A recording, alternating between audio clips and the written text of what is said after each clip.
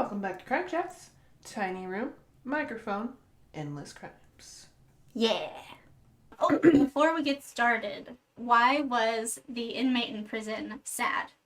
Because he had a case of felon colleague. I love you. Beautiful. It's a beautiful joke. Toilet thoughts are the best. Well done.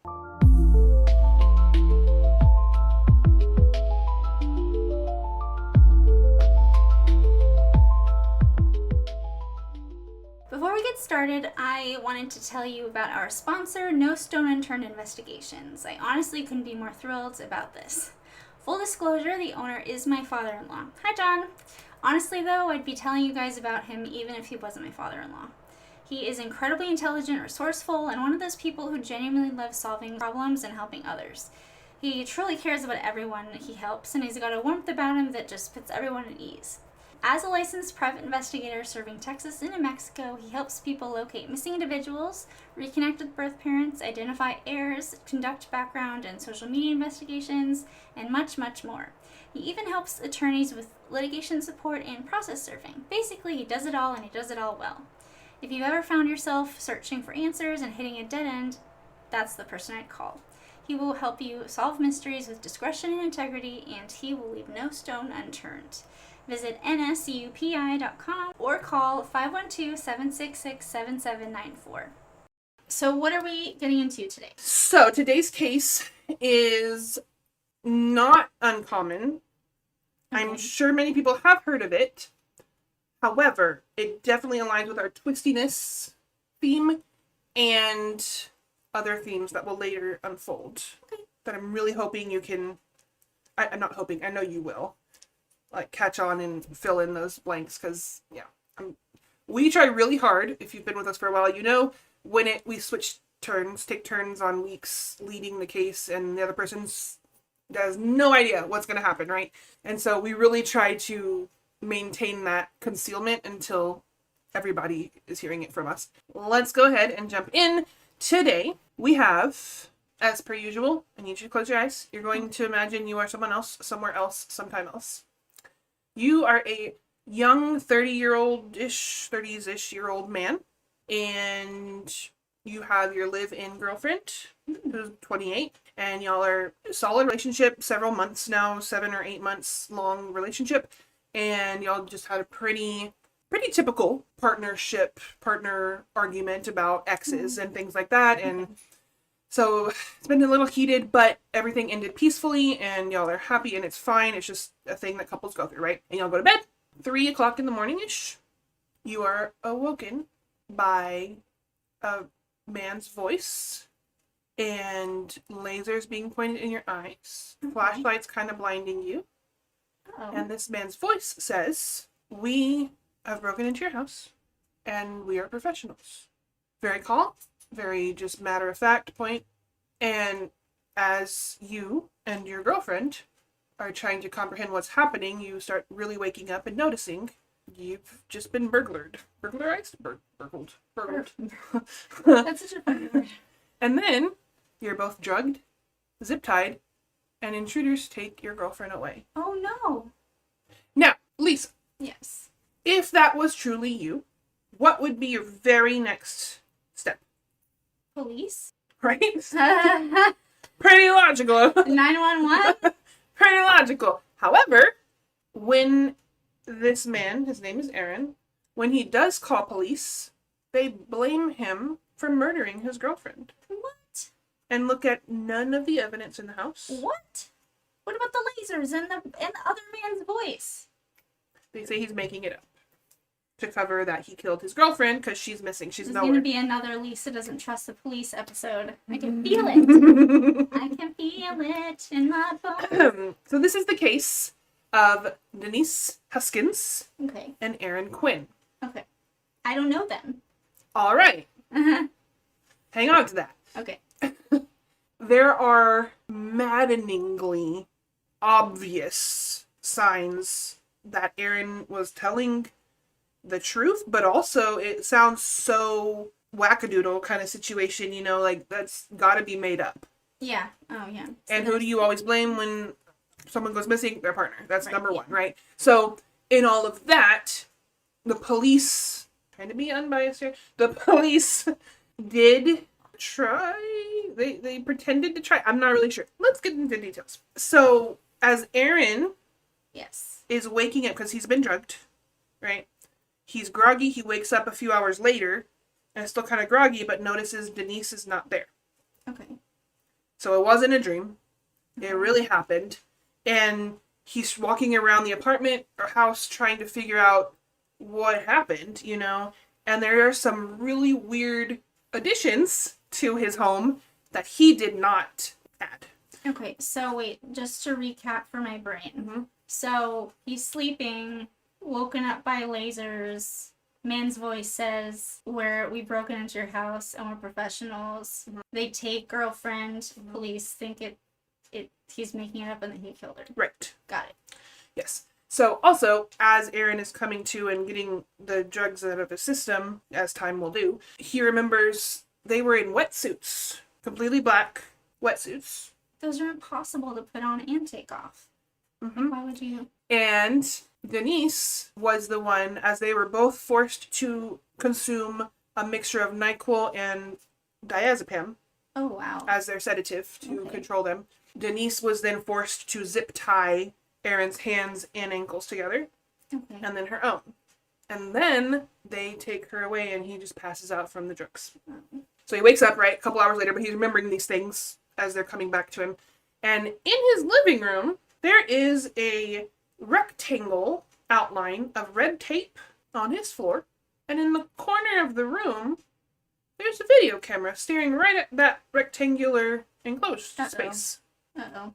And then he gets information, notes, steps, that say you are not to leave this red rectangle. We're watching you.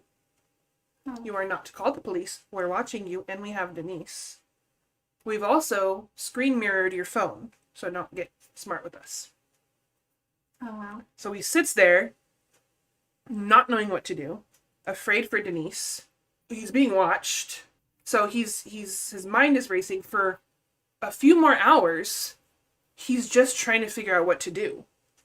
Because he doesn't want to make it worse for her. Right. And if they're watching literally everything he's doing on his phone, he can't text anybody, he can't call anybody. So then he gets a bright idea. His brother is in the FBI. Oh. That's a neat thing. So he decides to call his brother. He's not calling the police, so he's not breaking any rules, right? I'm just calling him my Call bro. my bro. Just my bro. And he explains as best he can by being watched what's going on. Brother's like, call the police. But I did. So he hangs up with brother and he calls 911. On the 911 call, because they're recorded, right? Every 911 call is recorded. He sounds so calm. Said, hi, my name is Aaron Quinn. Last night, my house got broken into and my girlfriend's missing. Almost verbatim, just like that. And so the 911 operator was trying to get more information, and he was just like, I don't know. It's just, that's what happened. There were lasers, they were pointing at us, and then they took her. Just like no emotions, kind of. It was very peculiar from an outsider's perspective. Now remember, he was drugged. I imagine that was something that played a part in how his demeanor came across in the beginning. But that's my opinion there. When the police got to his house, they didn't look at any of the evidence there. They didn't look at the red tape. They didn't look at the camera. They didn't see any notes. And nothing. They took him in to the police station and interviewed him. Okay. Wait, what about the rectangle in They the didn't. camera? They didn't care. They were like, whatever. Okay. They ignored it Okay. because when a woman goes missing, first person you look at is their partner. And then the police get tunnel vision, and like what bothers me is like they will go after the partner to death. Like they will like drive the point home until it's like 100% not him. But then in the meantime, that's time they could have used to like look into other possibilities. Yeah. Like you can look into more than one thing at a time. Anyway. Not if you're in Vallejo, apparently. By the way, that's where this is happening. I don't know if I said that. Vallejo, California. Okay. When Aaron was taken into the police department, he was under the complete impression that he they were working together to find Denise. So he gives up all of his clothing. He gives DNA, all of it. He takes a lie detector test. Oh, wow. And he's like, let's find her. Yeah. And he's thinking they're going to do that. They took his phone as protocol, right? The only way the kidnapper was communicating with him. Oh. And he even mentioned that to the police. They were like, he'll text me on this phone. It's the only way I have it to connect with him and Denise. They took it, and guess what they did? Something done. They put it on airplane mode. What? Yeah. What? Yeah. I was about to be like, oh, good. At least the police will see the text messages. Put it on airplane mode, so nothing could come in, no data or anything. God. Yep. Oh my Yep. God. Mhm. Lordy. Mhm. Do we have another bumbling Ron situation? I'm so glad you said it. I haven't even introduced him yet, and you're like, bubbling Ron, yes. Okay. We do. Guess what his name is? Well, there's two of them. Please tell me it's Ron. It's not. It's Oh. Matt the Rat, which is his nickname. Matthew Mustard. Isn't that a fun name? Yes. Okay, Matthew Mustard. Matthew Mustard. And It was Mr. Mustard with the candlestick in the dining room. there are so many jokes about him. Uh-huh. Matthew Mustard and get my handy dandy tree here. What is your name, fool? I'm sorry. I'm really trying to not be biased, but he's a piece of work. So this is the other cop, so not Matt the Rat. Right. But Matt the Rat is the one who we'll see has beautiful quotes for us to Oh. share. I love beautiful quotes. Sesma was his name, the other one. Okay. He's FBI. Okay. So we have FBI Sesma, Detective Sesma, Investigator Sesma, whatever. And then we have Matt the Rat. Okay. So Matt the Rat, I guess, well, FBI has to be called, right, in two situations. So, okay, so they would have called the FBI. Right. At least they did that, I guess. So, Matt the Rat is he's interrogating Aaron. Okay. And again, he has that tunnel vision, like you said, that confirmation bias. He's like, it's the boyfriend, he did it, done. So he is hammering Aaron for details, and Aaron is giving them freely. He's like, this is what happened. Yeah. All the while, his phone's on airplane mode, he has no idea what's going on. Oh my gosh. And Rest in peace. some of the quotes from Matt the Rat are like, what is wrong? I have to. We have Matthew Mustard, Detective Matt the Rat, his two quotes of his that I have to share with you. And I'm verbatim, so I know grammar is incorrect. You can call me out on it anyways, but it wasn't me who said it. So, quote, "There ain't no frogman come into your house. Nobody dressed in wetsuits. It didn't happen." End quote. And then the next quote, "I'm not looking for alive Denise. I'm looking for dead Denise." End quote. What? So he immediately was like, he killed her. And then he just focused on that. So, like, if you have a dude that is agreeing to all these questions and agreeing to a polygraph and all these things, that doesn't sound guilty to me. Like, Sure. that sounds like he's, like, willing to work with the police. So, like, you need to be kind Open to and open to possibilities. the possibility Right. of it could be someone else. Like, your first interview with the partner should not just go straight to interrogation. It should be like an information finding Mhm. mission. You're a team. You need to gather Yeah. information. Yeah. And then, like, if things start to sound sus, then that's when you look into his background. Again, not a professional detective, but, like, common sense. common sense is a thing that happens. So backing up a little bit, about relationships and stuff, and like how did Aaron and Denise meet, all that kind of stuff. They're both doctors. They're both physical therapists and work in the same office. And that ex that they were kind of arguing about a little bit Yeah. also works there.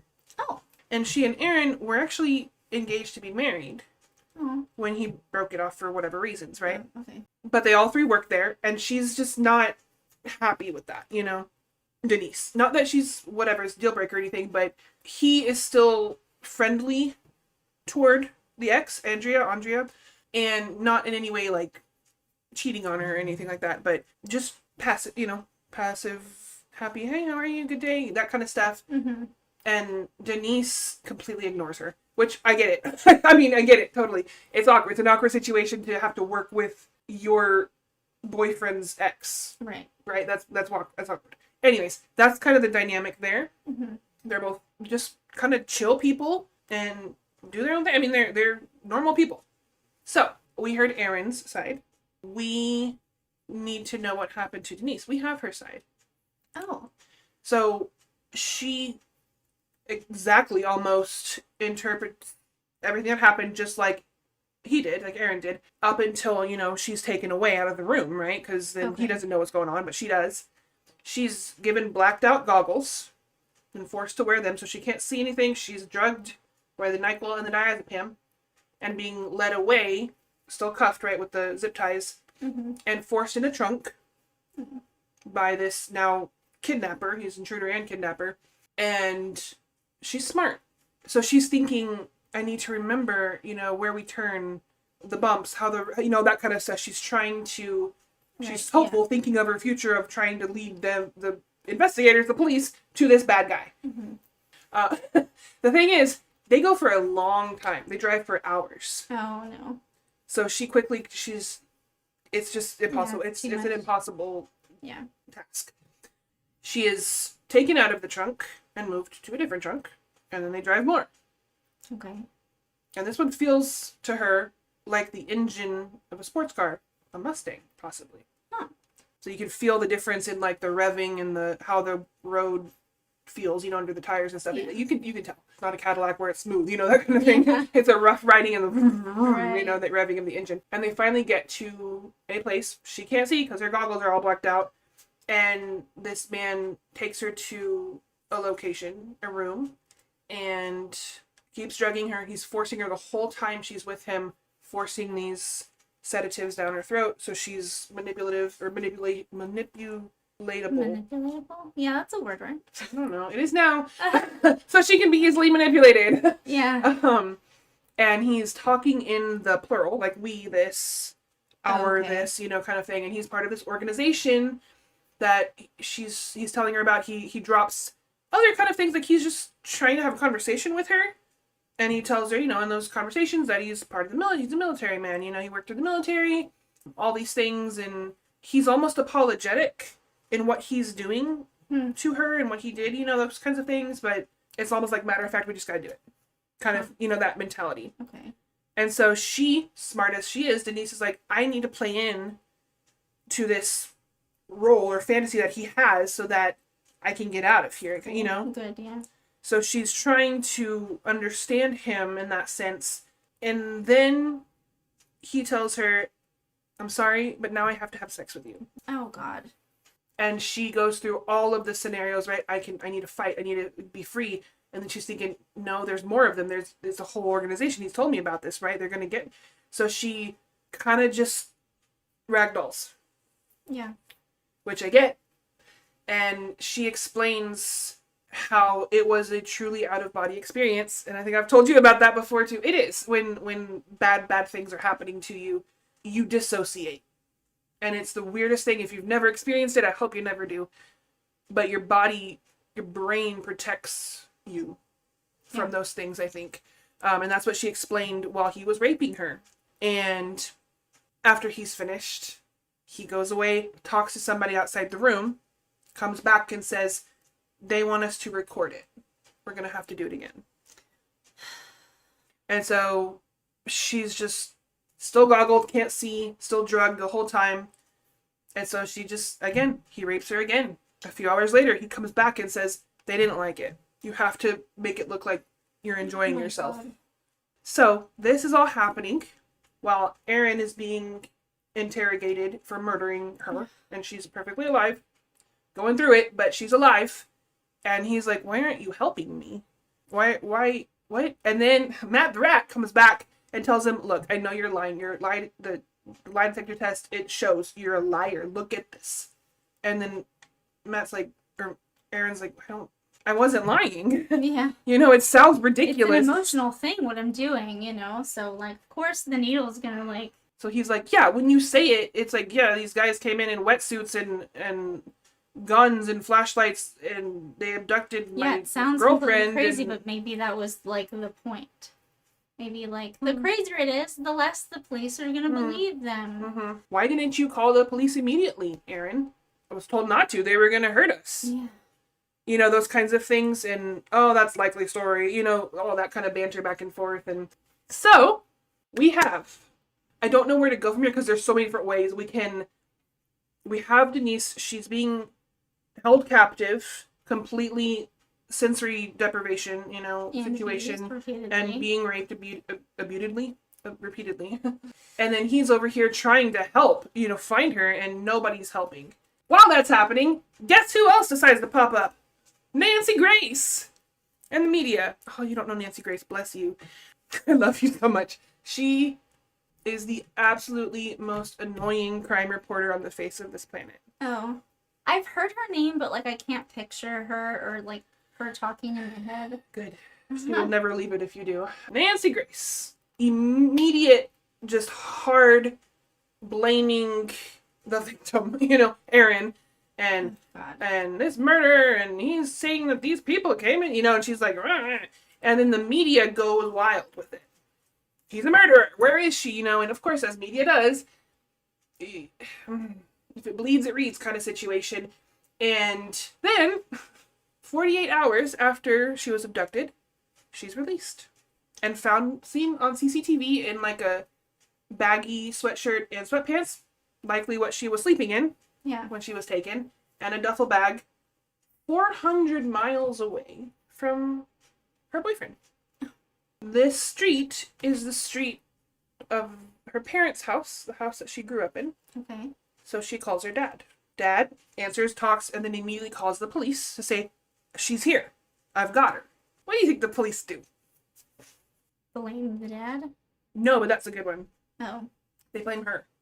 For what? Now, Vallejo Police Department is blaming Denise and Aaron for making the whole thing up, and it's a hoax. Oh my God. It makes me so mad. I don't know why this popped in my head, but I was like, because aliens built the pyramids. Yes! The aliens built pyramids. You guys are making the whole thing up. This is just too much. Too much. Doesn't make sense. Humans can't do this. This is crazy. When she returns, and all of this is now, you know, out, Vallejo Police Lieutenant, not anymore, Kenny Park has a lovely quote for us. Oh, you ready I for can't it? wait, yes. Okay. He states in a press conference, quote, "It is Mr. Quinn and Miss Huskins that owes this community an apology," end quote. Wow. Because they wasted valuable police resources. First of all, where? Because they didn't move anything. Yeah. They didn't investigate anything. Yeah, like no police resources were spent. Yeah. And guess what about Matt the Rat? He was awarded Police Chief of the Year in 2015. What? Yeah, it's fun. Yep. Oh God. Oh, Officer of the Year. I'm sorry. Oh my God. These 2015. People. These people. Mm-hmm. I don't understand. So, that's that. We have suspects. However, nothing happens because it's Matt the Rat.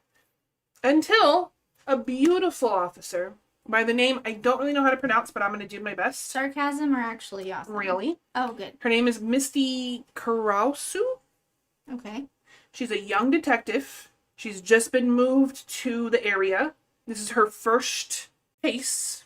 She's a sex crimes expert, I guess you would call it. She's spent a lot of time learning and practicing, working with sex crimes victims and things like that. But this is her first case in this area. She's young. And lo and behold, another pretty similar situation happens not too far down the road. Oh. And she finds some blacked out goggles there at the crime scene. What? Huh. Huh. And there's a strand of blonde hair stuck to the tape. And Denise was blonde, but the current victims at that house were all brunette. Oh. Oh. Imagine that. So she is determined to find the human to this hair. Okay. And again, she's like maybe 40 miles or so from where Denise was abducted, you know, in the house with Aaron. She's in a close but not too close area. And so she's trying to find cases around that are similar or have similar aspects. Mm-hmm. And Vallejo PD shows up on her search. She's like, oh, that girl's blonde. Actual police work. Imagine. Imagine. So she goes and talks to her, she calls or whatever, the Vallejo Police Department, and they're like, whoops. You know, like, oh man, we missed it. Oh, shucks. So she Golly ends gee up willikers. cracking the whole case by doing police work. Good job. Thank you, Misty. And she's convinced this perpetrator has done this before, right? Yeah. Because it's pretty planned out. Yeah.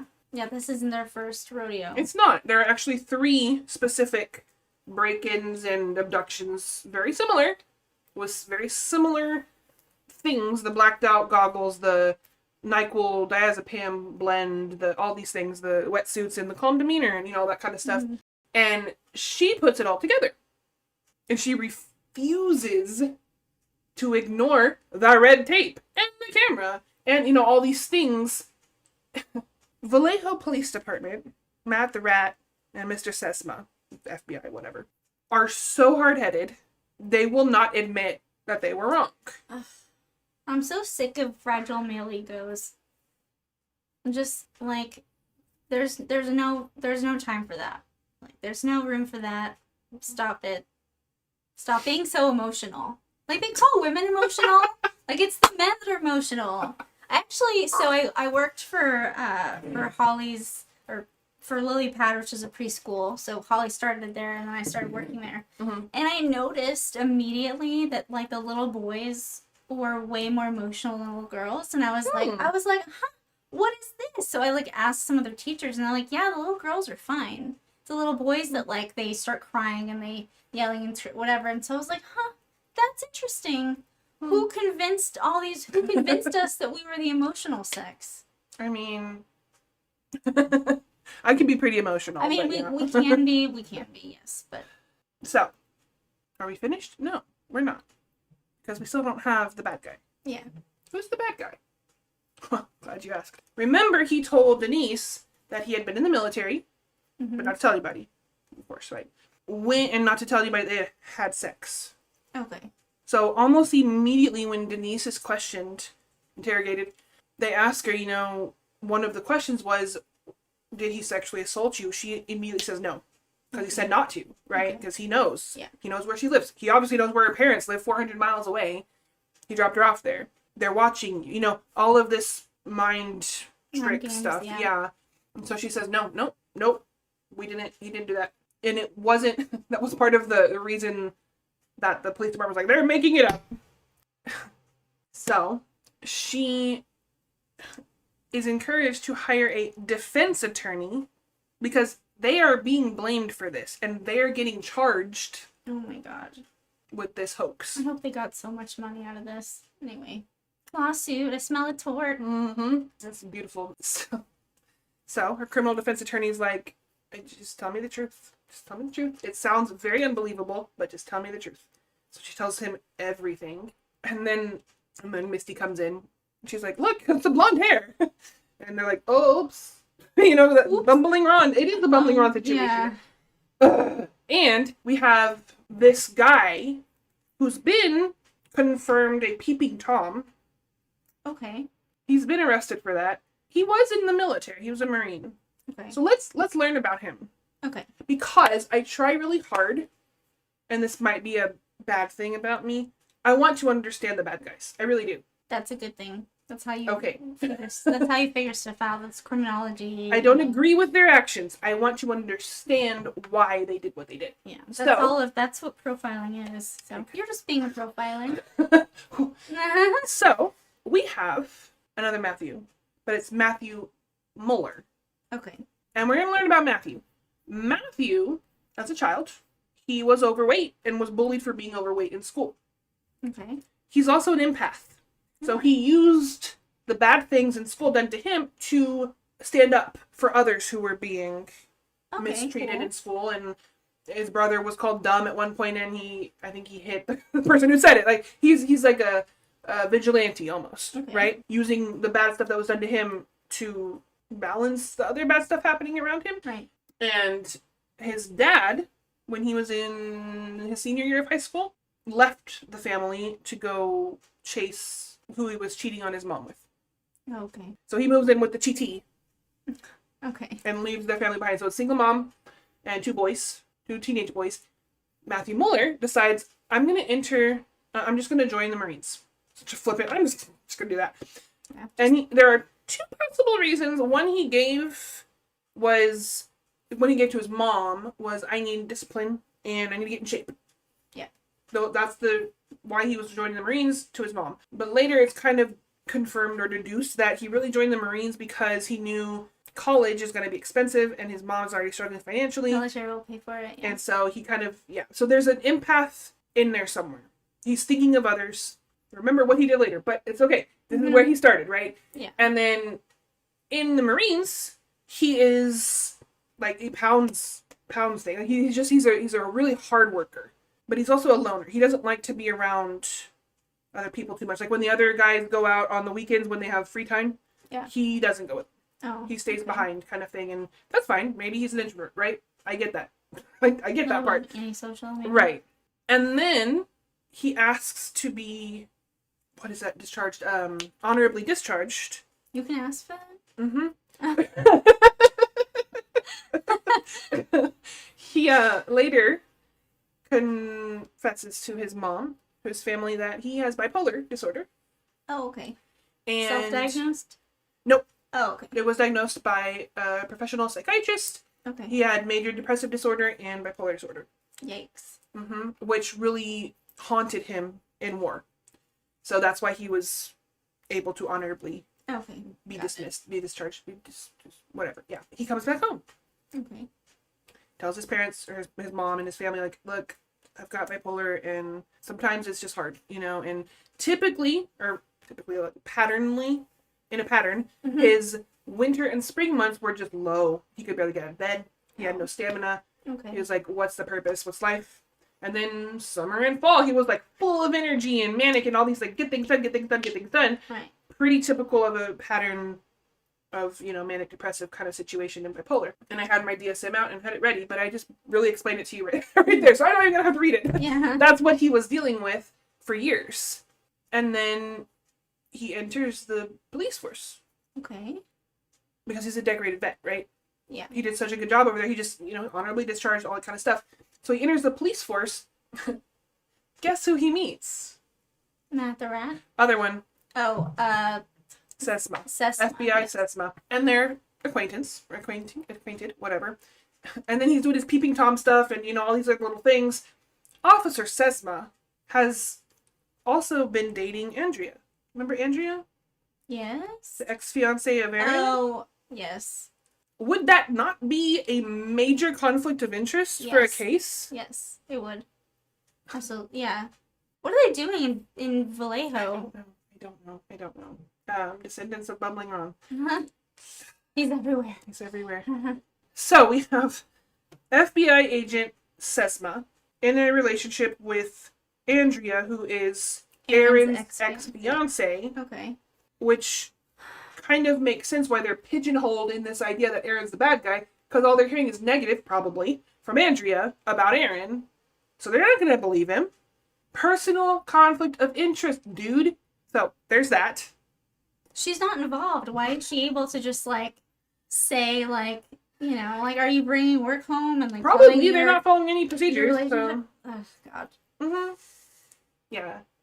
So, I cannot explain how much I respect Denise and how she handled herself during all of this, because you have completely polarizing media attention, right? You're a hoaxer, you're a liar, why would you do this, and all this kind of stuff. And then you're starting to see, because Misty comes in with proof that says you're right, you're telling the truth, everybody. And they're like, oh. And then they decide, well, first, Denise is worried that Aaron won't look at her the same anymore because of what's been done to her. Yeah. Also very common in rape victims or abuse victims. Yeah. That shame that is unfounded. It's not you. It's not you. Yeah. But you can't control that. And so she wants to talk to him And he wants to talk to her too, but the police are still holding him. So she can't talk to him. So she's going through these thoughts too, like, are we done? Am I broken? Am I unlovable? All these kinds of things. And why did this happen to us? And what is the connection here, which we'll get to. There is a moment when Mueller, the bad guy, who unfortunately, he was going through his own stuff. That does not defend anything he did. Right. But he was impressionable because of his issues. Mm-hmm. And somewhere in the mix, he tells Denise it wasn't even supposed to be you.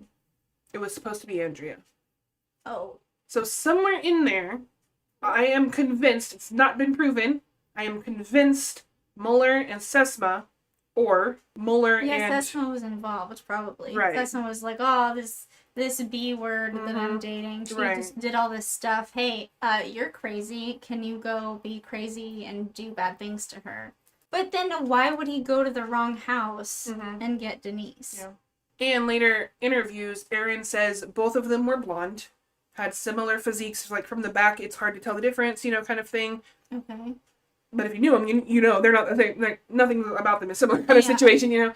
He was also, continuing to remember things from the event very recently, or very soon after he was taken by the police, and he remembered that Mueller was telling Aaron, kidnapper was telling the victim, he kidnapped her for ransom, so now he needs money. Okay. So that's another thing. He was like, oh yeah, I was trying to find money, and how do I get money from my account? Do I need to call the bank? All these kinds of things. So that's a big amount. So all these things, again, if you've ever been through trauma, it doesn't come back all at once. It comes back scattered. And yes, that might look suspicious. Yeah. But if you're a trained professional, that's how it works. Yeah. And it can be whatever. There's trails of that stuff. Anyways, so he doesn't have the money. Another reason why he's like, what's going to happen? That kind of stuff while she's still being held captive. So all of this is like really jumbled because you have kind of parallel timelines of Mueller abusing Denise while Aaron is being interrogated and pressured to admit he's a murderer. Okay. And then she comes back, he's still held. Nobody believes her story because she's fine. Yeah. There's no bruises. There's no, none of that stuff. And it's sick. So now they're finally reunited once Misty Karausu, I think is her name, breaks the case. And it's almost like a first date kind of tepidness or trepidation. When you're like a little unsure of how Trepidation? Trepidation, thank you. Someone will act because, whatever. They're seen holding hands very close to each other and just none of this head down, like shameful thing. They're very And this is Denise and proud Aaron? and not proud, but strong. Yes. Okay. At press releases, and it's incredible to me how you can go through like being a victim twice. Yeah. Not only by the guy that did things to you, but also by the police, by the media, blaming you of all this stuff. And you're like, I'm telling you the truth. This happened. And it's just, it blows my mind and it makes me so mad and sad. Yeah. Believe victims. Yeah. I don't care how cockamamie it sounds. Believe them. Yeah, you need to believe them until they give you reason not to. Right. Innocent. And he didn't give any reasons not to believe him. No, he didn't. He was working with them every step of the way, and they just were like shitting on him the whole time. Yep. So Mueller is finally found and arrested. Okay. And eventually he confesses to it. Not right away. But there are at least 3 break-ins under his belt. The 1 abduction, because he wasn't able to get that far with the other 2. Okay. And then, of course, he's a peeping Tom. That's been documented, too. And 2021, so years later, 6 years later, Vallejo PD finally releases, like, a half apology. What did they say? I don't know. Oh, you didn't? I didn't, because I was just mad. Oh, yeah. I was just mad. I was like, no. Uh-huh. No. However, Denise and Aaron sued the pants off of them? Yes, they did. Good. And they got a nice settlement. However, they're using what happened to them for good. Imagine that. Good people exist. I love that. I keep saying that, but like I love when people can turn something so ugly and awful into something wonderful and helpful to other people. They've been like that. On like a tour of kind of sorts where they're spreading awareness of crime, how to say that, like when the police didn't believe him, kind of thing, and how to not manipulate, but manage Yeah, I that was about kind to of say thing. they're spreading awareness of, like, Mm-hmm. police stupidity. Right. Well, and, like, just because you call a lawyer doesn't mean you're guilty, that kind of stuff. Always get a lawyer if you're at the police station. Always get a lawyer. Mhm. Guilty or not, especially if you're not, actually. And don't talk. Mm-hmm. Zip Okay. it. They tell you that for a reason, Mm-hmm. and they will use Mhm. everything you say against you, so. Yep. So they're spreading that. They got married. Oh, yay. And they have 2 children. Oh, And Aw. while I was, researching their later years together and things like that, it made me just kind of think of, like, trauma bonding. Yeah. Because, yeah, they were in It's a a good real relationship thing. before, but I imagine nothing would be as bad as that ever again. Mm-hmm. And so they're, like, the strongest you could possibly be, as a Yeah. relationship unit. Yeah, they're ready for anything now, Mhm, together. mhm. And oh gosh, it's just, I'm seeing them in my head right now. Cute little girls, and they're just living life. But they're also continuing to travel and spread awareness of violence against women kind of talks and things like that, and how to safely get out of those kinds of situations if you find yourself in one, and all that kind of stuff. And it's just really neat to see in interviews with both of them, their affect toward one another is just so deep. I mean, I don't know, while she's talking, he's just looking at her, and there's no, like, this kind of stuff. He's just letting her talk, and same with her, back and forth. It's such a beautiful relationship, and they're just holding hands the whole time, and I just can't imagine that bond being, it's so strong. So Mueller is imprisoned, and Matt the Rat gets an award. And I'm curious because one of the things FBI Sesma says in the early interrogations to his co-worker or co-detective or whatever, this can't be true. Haven't you seen Gone Girl? Which came out the year before this happened. Have you seen Gone Girl? Yes, I loved that movie so much. I just watched it because of this. I was like, I've never seen it. I hear it all the time. And it seems very similar. And my thought was, maybe Mueller got inspiration from the movie. Yeah. Jeez. I was just thinking, dude, that's Hollywood. Bro, officer, FBI agent, this is real life. Yeah. Do your job. Oh my gosh. Yeah. Haven't you seen Gone Girl? And so I they have, immediately dismissed it because I would have been like, it I had to be have, books. and? Your point? Isn't that just a mess Sir, up? officer? Yep. So they did a Netflix docuseries on this case. Yeah, I actually, so, I did catch on, You but I did? didn't, Okay. like, say anything. Okay. But yeah, I watched that series. I binged it Uh-huh. because I was like, I need more. And it was eerie because I watched Gone Girl first, and then the next day I binged this whole docuseries. I was like, it's bizarre how similar some of the evidence trails or whatnot are to Gone Girl, Yeah. which is fictional. It's a fictional story. It's Hollywood. Yeah. Anyways, I really think Mueller grabbed inspiration from that film because I don't know how else he would have come up with the things he did. Yeah. Anyways, so I highly encourage you, if you haven't yet, watch the docuseries. It's called American Nightmare. It's 3 episodes. And it's just good. It's good because it's them. It's interviews with them, with Denise and Aaron. And you can see interrogation of Matt the Rat and Aaron. Oh my god. And He is a he's just rat. like aggressively Matt like... the Rat is a good nickname for him. Mhm. He's a rat. Yeah, Matt the Rat. Descendant of Bumbling Ron? Maybe. Yeah. Maybe. So it's a lot of, I would say, twists because, I don't know, I think I would not have guessed FBI agent Sesma was involved in the ex-fiance and why that would have biased him, Well, if Sesma, I keep wanting to say Cessna, but that's a little plain. Sesma was acquainted with Mueller, Mm-hmm. so like they would talk, Right. and so maybe they were like broing out or whatever, and then he was like, Andrea, blah blah, and then but Mueller didn't understand that now she lives somewhere else, Right. Because they With had broken up Sesma. like 6 or 8 months ago. instead of so like Mm-hmm. now that's confusing to me. Mhm. Like, why would he go to the completely wrong house? I don't know. That's a good question. And he early interviews with him or interrogations with Mueller were just kind of confusing because with unmedicated bipolar, you have these grandiose ideas, you know, almost schizophrenia level, but different. You know, you're not seeing hallucinations and stuff. You're just either really excited all the time or you're like just depressed all the time. That reminds me of the Costa Rica case that we did. Yep. The Anne Bender. Was that the Bender case? Yeah. That was the Bender case, yeah. So that's this case. I'm still pissed. Yeah. Because what is happening in Vallejo? Yeah.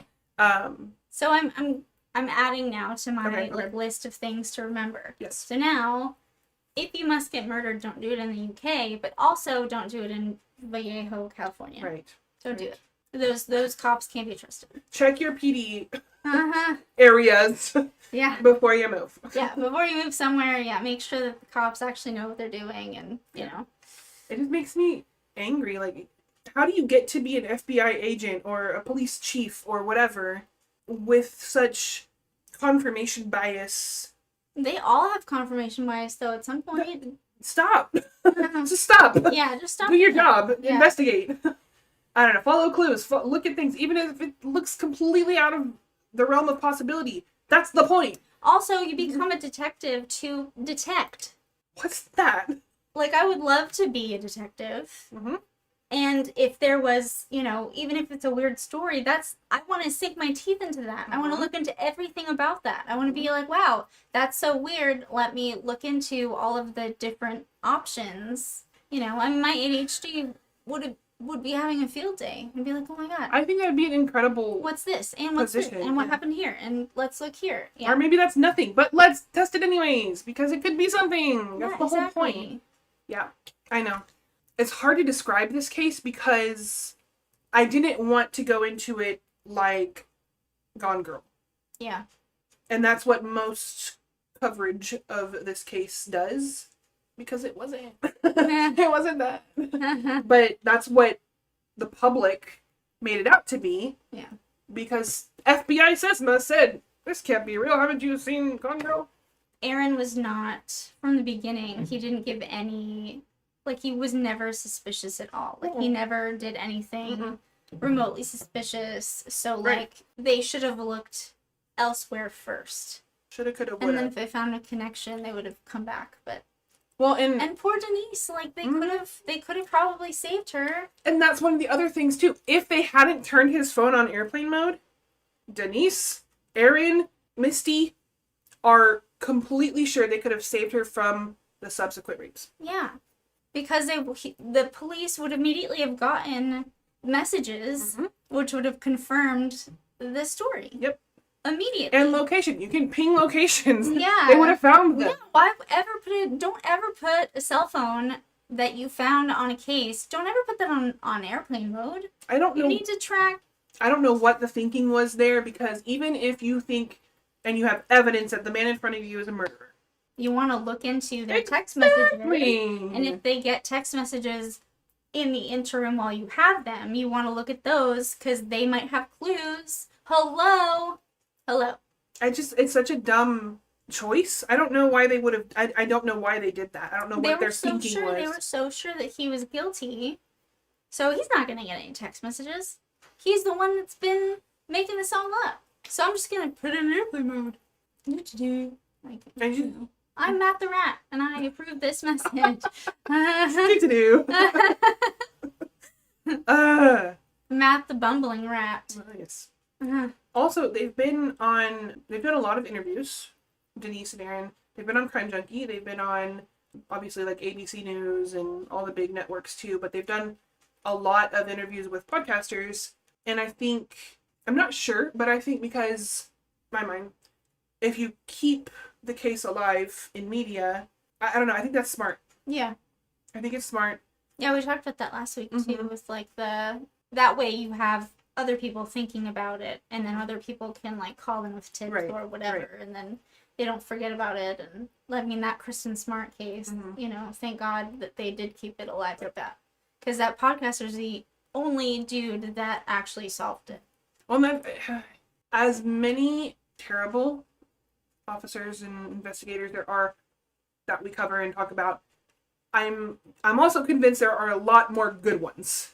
And so I think also this crime tour, I don't know, they call it something, but I think it also really elevates that consensus, because you have obviously Matt the Rat and Sesma, but you also have Misty, Right. who wouldn't give up and was staying strong in her beliefs that we do our job and we find the victim, and Yeah, we love Misty.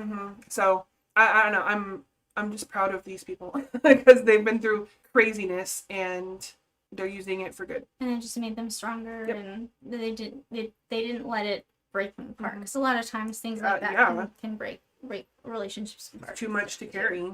Yeah. But carry it together and it's lighter. That's our case, and next week, your turn. Yep. And we'll finish up Twisties. Thank you for hanging out with us this whole time. Thanks for hanging out. We have some fun extras coming soon too, but I'll leave that as a cliffhanger. Surprise.